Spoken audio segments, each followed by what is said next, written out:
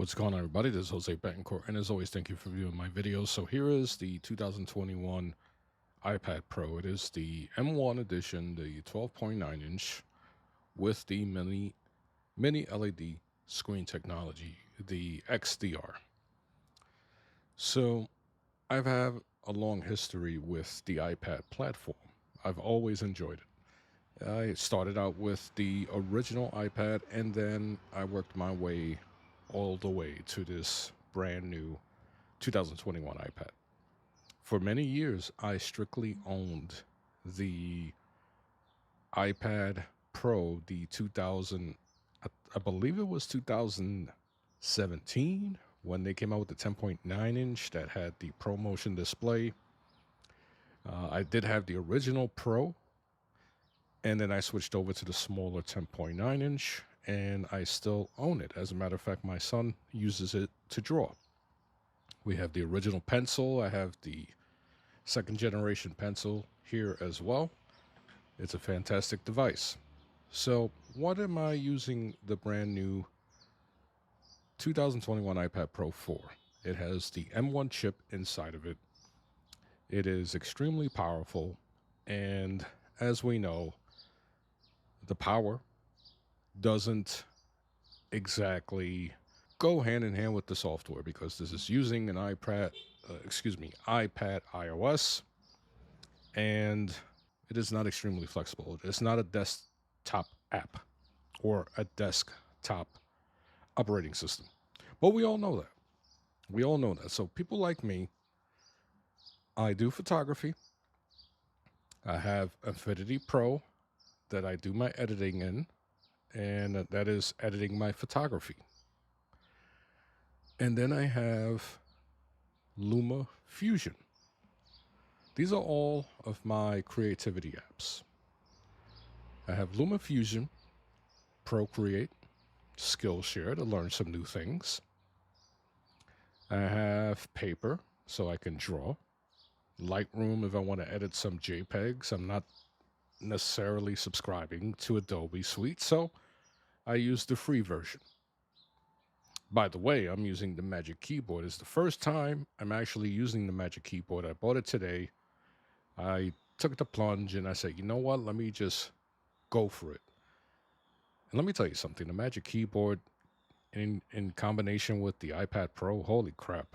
I called it the best tablet, the best laptop I've ever used. Because once you put the Magic Keyboard, it becomes a tablet. So anyway, I have these creativity apps. Anchor, which I use for podcasting. I also use GarageBand for podcasting. Surprisingly so, the microphone I'm using right now, the Shure MV7, I can hook it up to my iPad via USB-C or Thunderbolt 3, which is right over here. I can hook it up to my iPad and record audio straight into GarageBand or Anchor.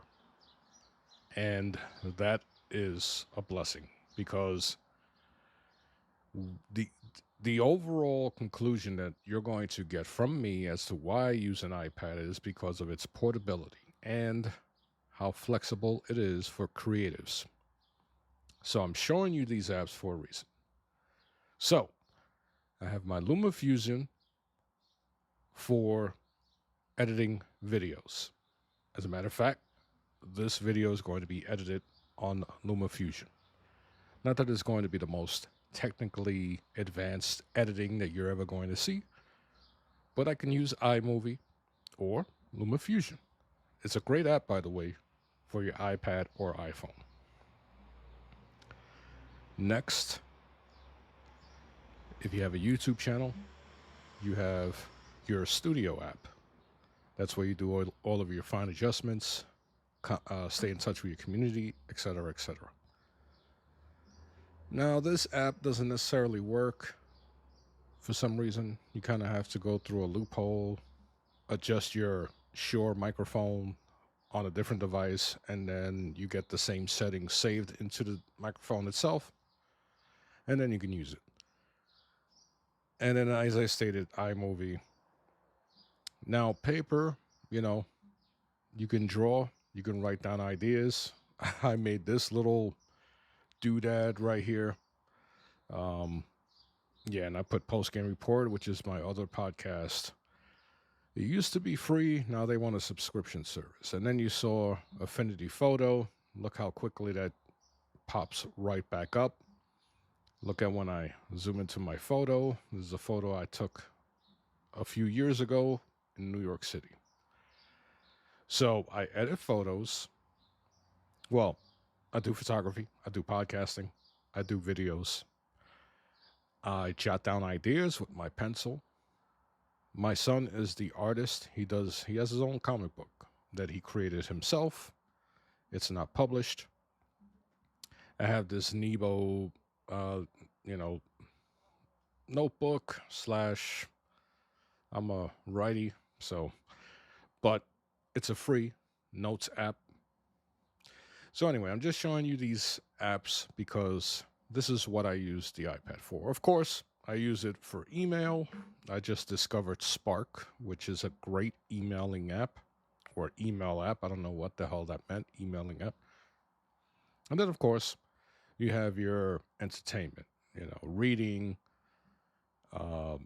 For example, I really enjoy the news app that Apple has. You have all of the magazines and websites that you want here on the left hand side, and then it gives you recommendations, video games. It's just a really good looking app, and it just provides you with all types of news, whether it's technology, sports, politics. It has a today section. It's awesome. And not only that, but I subscribe to the family plan or the Apple One plan, which gives you Apple Arcade. It gives you, uh, let me see if I have it here so you get an idea. You have your workout app. So you have a preview here. I mean, look how quickly this loaded up. You know, like, of course, it has the streaming part has to do with my internet connection. But the app is so convenient, right? It's easy to navigate, and that's the beauty of Apple products. And you guys know that I'm always souping up Apple products.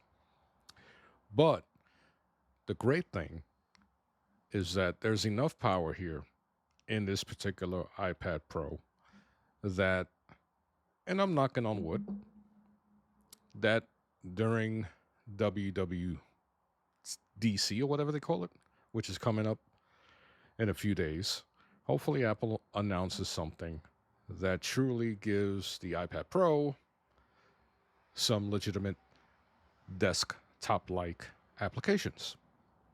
So here is the NASA app. I mean, it's just beautiful stuff. This screen is amazing, and I'm going to show you some photos, some of my photos. I wanted to see if there was anything on the NASA app that, I mean, the images that you have in this NASA app is amazing. So you might get an idea of the colors and the beauty of the screen, because people are complaining about blooming and things like that. I haven't really noticed anything. I do notice sometimes when I'm watching a movie, sometimes right above here you'll have like a parental advisory or something. Sometimes you'll get like a little white cloud effect. It's nothing that takes me out of the experience. And then, let me go back to the home page and let's here's macrubus.com. Now people have been complaining about, some type of shadowing on the edges. I kind of noticed it. I didn't realize it was an issue until somebody brought it up. And it doesn't bother me. I don't sit around looking at it complaining that, oh my God, let me go to my blog so you guys can see my blog. So today I wrote all of this with my Magic Keyboard. I got inspired, and the fact that I can type all of this on an iPad while I was laying on my couch, it was great.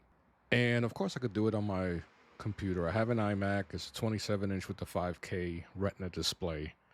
But the way my desk and the keyboard is positioned, it gets really uncomfortable to stay on it for too long. So just having the flexibility of taking this entire array with me on the couch, sitting comfortably by the balcony, and doing all this, there's a lot of value in that. Uh, I believe in the quality of life. And when you have something that gives you the flexibility to take all of your work with you, you have to appreciate that. Now, of course, there is the Apple tax, right? Everybody talks about the Apple tax, the expensive cost of owning an Apple product. Yes, that is legit. That is very legit. And at times it can get annoying. As I stated, I had the original 12.9-inch iPad Pro. It was huge. I had the Folio keyboard. Eventually, that Folio keyboard flexed. And so I had to like always bend it in order to get the keys to work properly. And then not too long afterwards, maybe about 6 months, Apple, they come out with a 10.9-inch edition that has 120 hertz, the display. And it has a little more power. And I was like, you know what? Let me just sell the bigger one, go with the smaller one. And as I stated, my son still has it. It's been a great device. It actually runs Lumafusion and all that stuff just fine. But that's the thing about this particular screen. It has outstanding HDR. It has 120 hertz, so it's very smooth. And it is bright. Like, let me see if I can go here. Right now, just for the video, I have it, about 3/4 of the way. Usually I go about half. And at night, I lower it just about 25% because it gets too bright. And if you are watching something, and let me see if I can find this YouTube video. If you are watching something that has 4K capability, HDR, wow, you are in for a treat. You are in for a treat. Now it's, not 100% LED or OLED. People call it OLED. I call it OLED. I don't know why. But OLED has, pure blacks and things like that. So let's see if I can actually just go to the application. There we go. All right. So take a look at this video. Make sure that it's in the highest quality. All right. 4K 60, I believe. Is it? 4K 60 HDR. Volume, I don't know if there's any volume. Let me make sure. Don't necessarily need the volume, but just take a look at this screen. And if you look up here, you tell me if there's any blooming, anything that takes you away from the experience that this screen provides. Look at the yellow, look at the colors. The color reproduction is sick. And look at these black bars. You have no fading, you have no blooming, no blooming. So, yeah, if you want to be finicky, you may find some blooming here and there, for especially at night when the mini LEDs are doing their thing, because you will see them popping in and out for colors and for light. But that's what happens when you're sitting in a dark room and you have this screen inches away from you. You're going to notice everything. So look at these colors. Like, is there anything here that is going to tell me, oh my God, this is blooming and this is unacceptable? Now, I'm not discrediting people who have that issue, because there is an issue out there that some people have. Yeah, quick video, amazing screen. It is amazing. It's like not even my TV. I have a 4K TV. It's not the best. It's a Vizio. Not the best thing. And it's, it is what it is. Let's watch one of my videos while this is going. Actually, let's go to my photos. So with Affinity Photo, I was messing around. I'm still learning it because I use Capture One on my iMac, and that's my preferred method of editing Fuji photos. I use it, some of you are familiar with the fact that I have a Fuji GFX camera.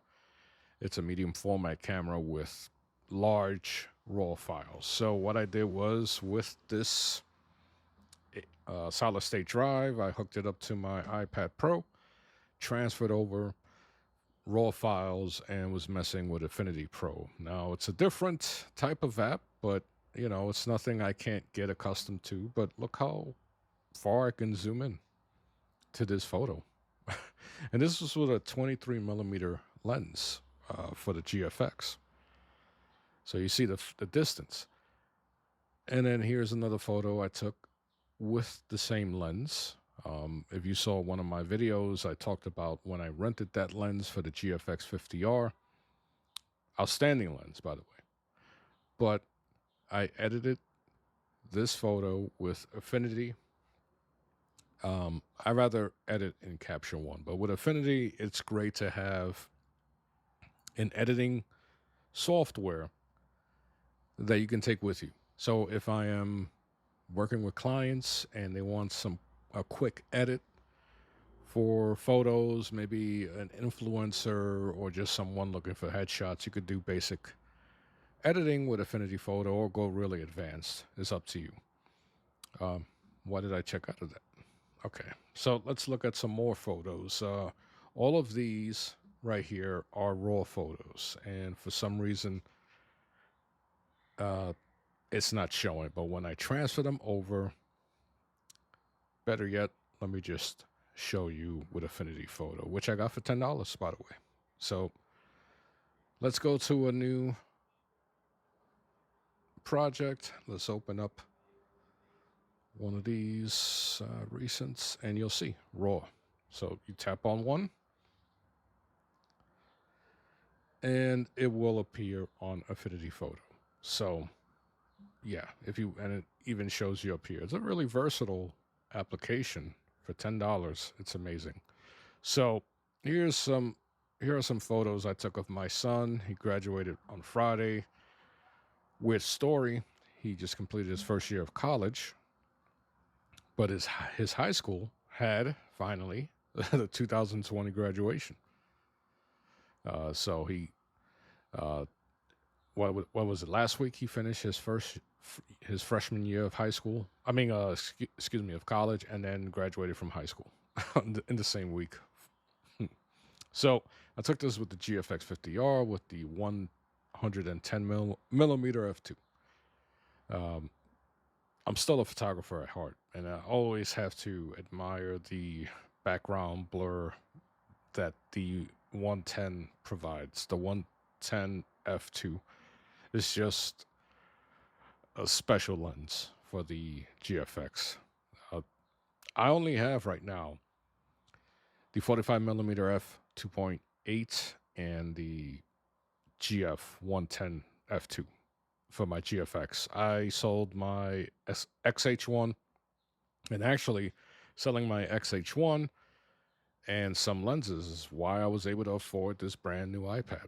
So yeah, I might be going off topic a bit, but yeah, there is a story behind it.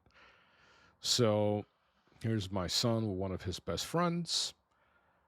The graduation was in Central Park. My son with his aunt, my sister-in-law. So yeah, my son in black and white, checking out his text messages. Once again, GF 110 f2. I do heavy-duty editing on my iPad Pro, whether it's video, audio, or photography. And then I do, as I stated, I do a blog, I do a lot of typing, I do a lot of writing. My son does a lot of drawing. I can draw to a point, but I don't do it anymore. But I've always been a content creator, and this is just the type of machine that I want. I have my desktop, which is pretty powerful, and I have, my Fuji GFX for photography. Video wise, you know what? These cameras, this phone right here, or the camera I'm recording on right now, which is the Note 20 Ultra. I'm recording the video on a mobile phone right now. So I have all of my bases covered. And then you throw in a beautiful screen on top of it with amazing speakers. I'll tell you what, these speakers are great. Listening to podcasts, watching movies. And as I said in the beginning of this video, this is not necessarily a review. I'm just talking about my experience with the 2021 iPad Pro with the XDR technology. The screen is beautiful. The best screen I've owned on a mobile device yet. I will say that. Then again, I don't have the most technically advanced 4K television. So I really have nothing. Maybe the closest thing is my Note 20 Ultra, which has an outstanding screen. But we're talking about, what, 5.9-inch screen or something like that.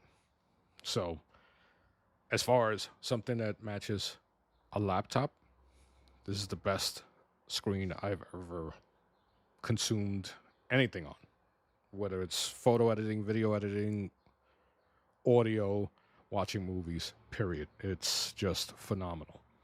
I went to my high school, took some photos of the football team. As a matter of fact, I did all of the lettering and cropping on this iPad Pro. And yeah, I did it at home. First night I bought it. But I could have easily done all of this at the stadium and just handed the coach all of the photos on the spot. And that's the beauty of it. That's why I bought this. So yeah, I was messing around with the file system. The file system is still trying to get used to it. You can rename your files. You can, have stuff on the physical hard drive of your iPad Pro. This is a 256. Excuse me, I just made a funny noise. I don't know why. Or you can hook up this, any SSD, and you can actually, for example, Affinity Photo, you could take it straight out of the SSD and start editing. Same thing with Lumafusion. Lumafusion, if there's a video on your solid state drive, it will go directly into Lumafusion. You edit it and you can save it back into your hard drive. So there's some flexibility when it comes to the iPad Pro, especially with a new file system.